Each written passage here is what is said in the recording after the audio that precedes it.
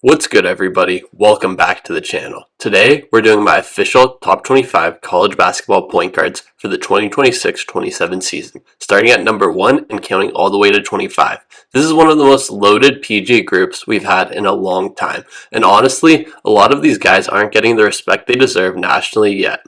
There are some takes on this list that go against the consensus, and I'm ready to defend every single one of them. Let's get into it right now, starting at number 1.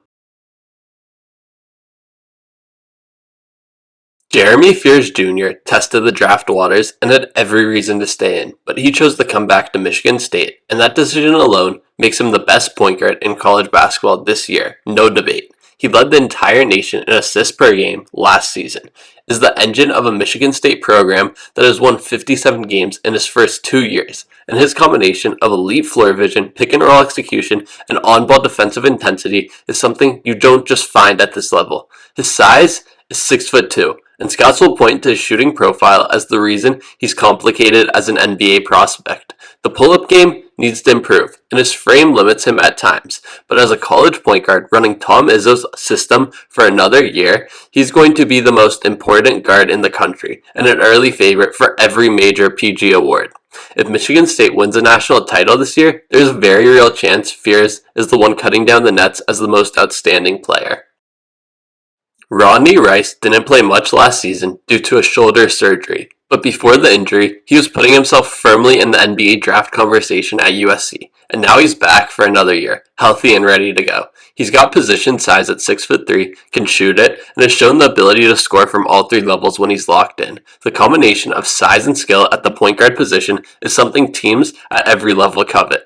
Body strength and shot creation consistency are the things scouts want to see this year. A full healthy season where he's the featured option night in and night out is exactly what he needs to put the draft stock questions to rest.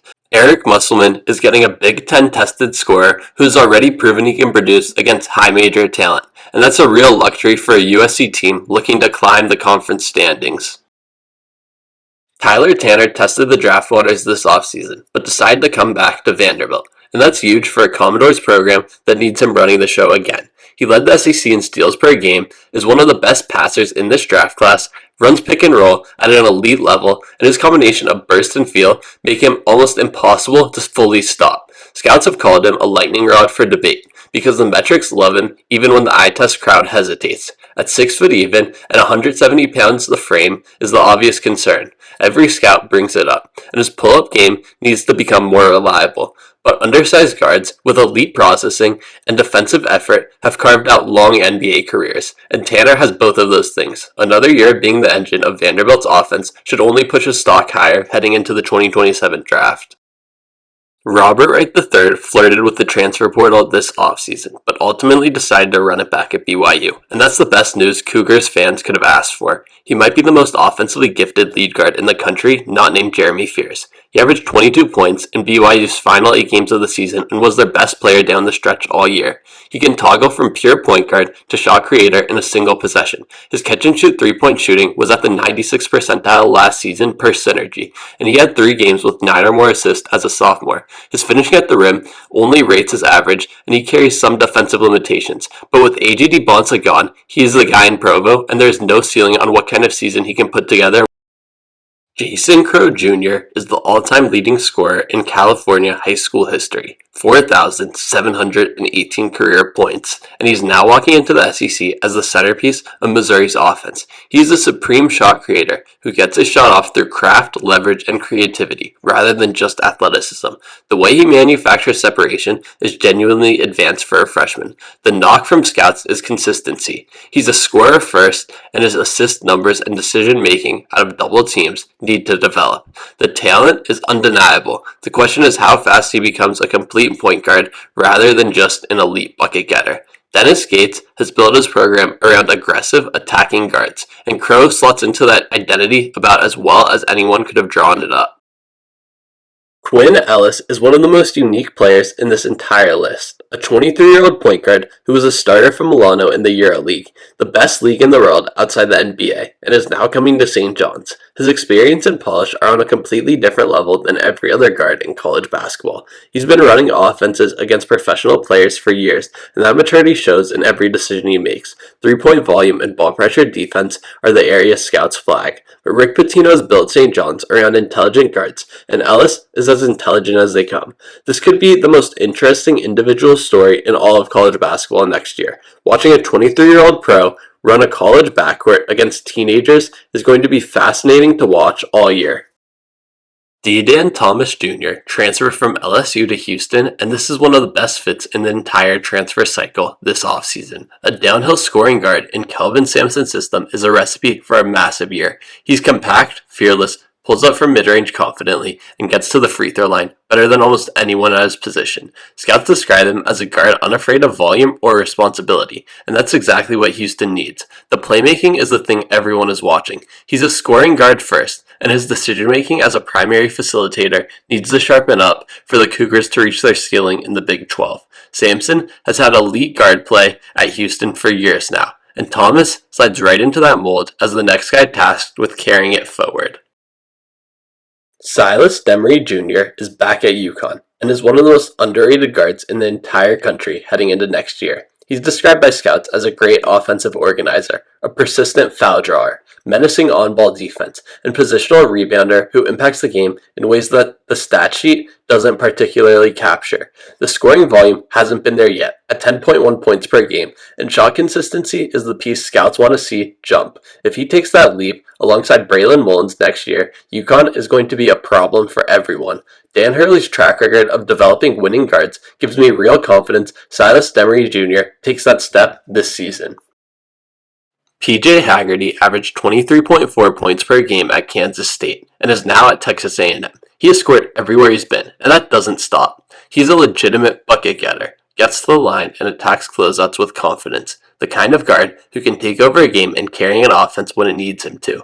The issue scouts point to is playmaking. He's more scorer than facilitator, and at schools like Texas A&M, where he'll get massive usage, he needs to show he can lift teammates alongside carrying the scoring load. Bucky McMillan is going to give him the keys immediately, and how he handles that responsibility shapes his draft stock more than anything else this upcoming season.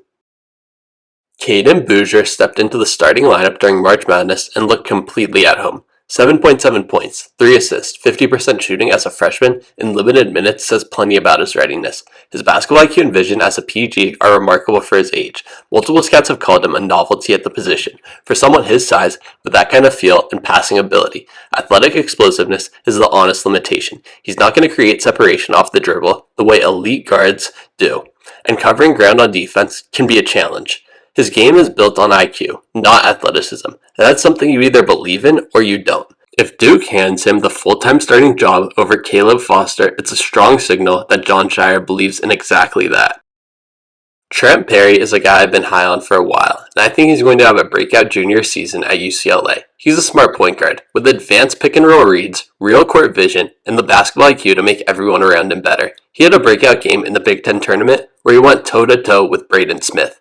Frame size and self-creation off the dribble are the legitimate questions. He's not going to wow you athletically, but he consistently puts teammates in the right spots, and that wins basketball games. Mick Cronin's defensive-minded program is exactly the kind of environment where a steady, low-mistake guard like Perry can thrive.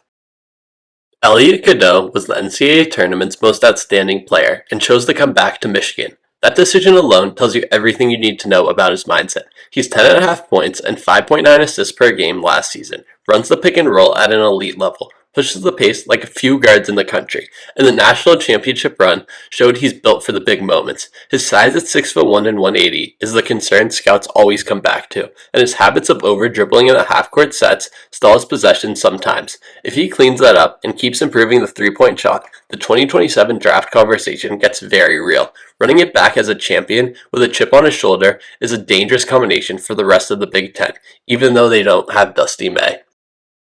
Boogie Fland is back at Florida and playing alongside one of the best frontcourts in the entire country. That situation is almost unfair for a guard of his caliber. He's a legit three-point threat at 6'2", makes smart decisions, and guards with real effort. His assist-to-turnover ratio of 5.7 to 1.6 when healthy last year was elite. The knock scouts hammer on him is his frame. At 175 pounds, he's thin by NBA standards, and it showed at the rim last year, going just 9 for 34 on half-court rim attempts. He needs to add strength, and that's probably the single biggest development item for him this offseason. Playing alongside that much front-court talent should make his life much easier as a shooter and decision-maker all season. Miles Sadler is one of the most intriguing names on this entire list, a physically built guard with real scoring ability and the body strength to absorb contact and finish through it. West Virginia's system fits him well, and he's going to have an expanded role heading into next year with chances to show out in a Big 12 that loves physical, attacking guards. Shot selection is the honest knock. He can get into bad possessions, chasing his own offense, and playmaking needs to develop alongside the scoring, or defenses will just sit back and let him do it. West Virginia inherits a player with real upside and a clear path to prove himself as a featured guard in a new system. He just needs to cut down on his turnovers. Chance Mallory is heading into a big year at Virginia, and he's a guy I'm genuinely excited about. Athletic, competitive, and capable of getting to the rim in ways that fit exactly what Ryan Odom wants to do offensively. He's got enough scoring ability to be dangerous in a starting role, and the motor to compete on both ends every night, which matters a lot in the ACC. Consistent shot creation and shot making are the development priorities. He's more of a driver and cutter right now than a pick and roll playmaker, and until that expands, he stays in this range. Virginia's offense under Ryan Odom is built to reward players who attack downhill, and that bodes well for Chance Mallory's role this season. Tahaad Pettiford is going into his junior season as the undisputed focal point of Auburn's offense, and he is going to be one of the most fun guards to watch in the entire country. He's explosive off the bounce, reliable from the perimeter, and he controls the pace of a game in ways that most guards his age can't. His assist-to-turnover ratio as a freshman was genuinely impressive. It did go down a bit as a sophomore, though. He's 6'1" and 175 pounds, and that size is a real obstacle at the rim. Finishing through contact against college bigs is something he has to get better at, and his tendency to force shots occasionally cost Auburn in big moments. Stephen Pearl trusts him with the offense fully now, and that level of responsibility should accelerate his growth as a true lead guard. Isaiah Johnson averaged 16.9 points at Colorado last season, was their leading scorer, and is now transferring to Texas, a legitimate high major point guard who proved it night in and night out in the Big 12. His defensive intensity is what stands out first, the steal rate, the energy off the ball, his willingness to guard the other team's best player, and that translates everywhere. He's undersized, and finishing at the rim against Big 12 length was a real challenge for him. That's the conversation heading into next year at Texas, and how he answers it defines where his ceiling sits. Sean Miller is getting an experienced, defensive-minded floor general who's already proven he can be a primary option at the high major level. Terrence Hill Jr. is heading to Tennessee after his time at VCU, and this is a guy who can really score the basketball. He's got athleticism, he attacks downhill, and he creates problems in the open floor. He'll fit right into Tennessee's pace with legitimate burst, finishing ability, and the motor that Rick Barnes demands from his guards on both ends. The development areas are playmaking and shot consistency. He's more of a scorer than a distributor right now. And at Tennessee, he's going to need to show he can handle both. Barnes has a track record of getting more out of transfer guards than they showed at their previous stop, and Hill is a prime candidate for that jump.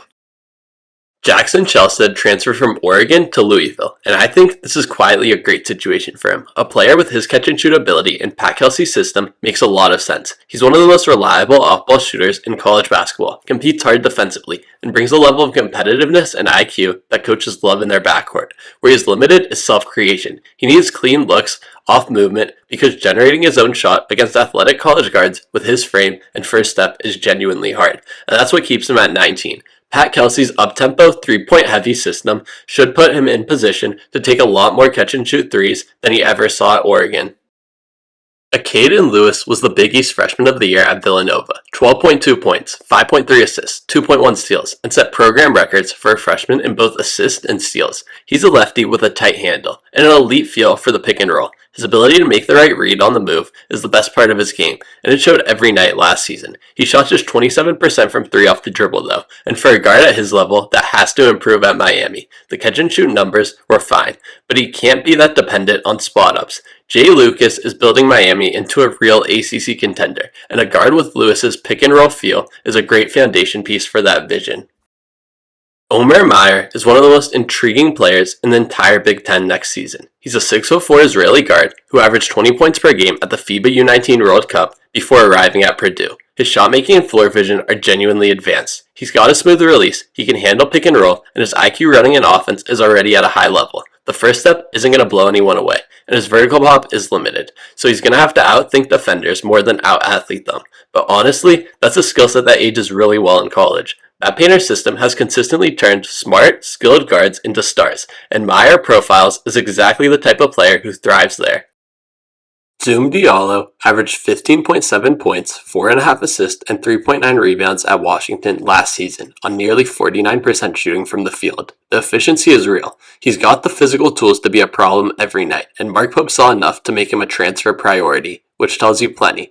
The issue everyone knows about is the three-point shooting. He hit just 31% on threes as a sophomore, and has never been a dependable perimeter threat.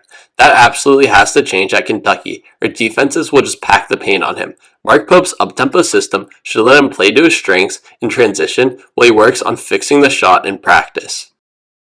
Aden Holloway had one of the better junior seasons in the SEC last year. 16.8 points, 3.8 assists, shooting 44% from 3 and 48% from the field overall. He's a jitterbug off the dribble, one of the more fun players to watch in the country, and his ability to get downhill and find teammates is legitimately underrated. The knock on him is rim finishing. For a guard who lives in the paint, converting those layups at a higher rate is what separates him from being a real first-round conversation next spring. Nate Oates has built his entire program around pace and spacing, and a guard as quick and willing to shoot as Holloway fits that machine perfectly. Mario Saint-Supery had one of the most impressive freshman seasons of anyone in the WCC last year. Led Gonzaga in assists, hit 48 threes, and earned all freshman honors. He came in with real professional experience from Liga ACB in Spain, and it showed in how poised he was running Mark Few's pick-and-roll system from day one. His three-point shooting was elite at 44% late in the year, but early in the season he was just 30%. Mark Few's system is one of the best development environments in the country for a young guard, and the natural improvement from year 1 to year 2 should be significant.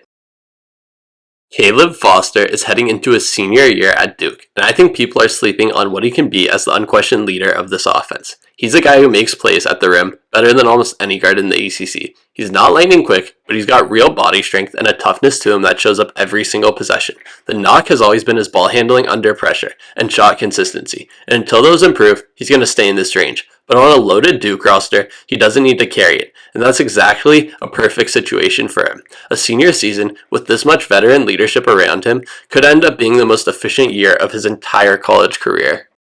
That's the full top 25 college basketball point guards for the 2026-27 season, and I think this group is going to be must-watch television from November through March. The placements I know people are going to argue with: Rodney Rice at 2, Cayden Boozer in the top 10.